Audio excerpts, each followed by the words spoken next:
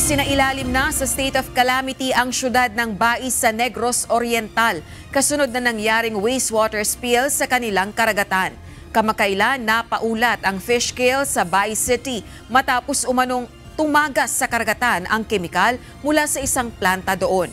Nauna nang nagpalabas ng advisory ang Bureau of Fisheries and Aquatic Resources Central Visayas Region, kung saan ipinagbabawal muna ang pangisda at pangolekta ng anumang uri ng lamang dagat dahil sa panganib sa kalusugan ng pagkain nito matapos ang nasabing wastewater spill.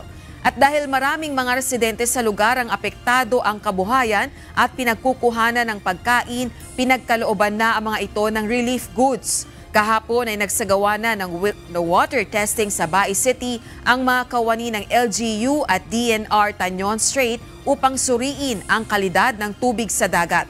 Layo nito na matukoy ang lawak ng pinsala, gayon din ang gagawing hakbang para sa gagawing rehabilitasyon sa karagatan upang muli itong mapangisdaan.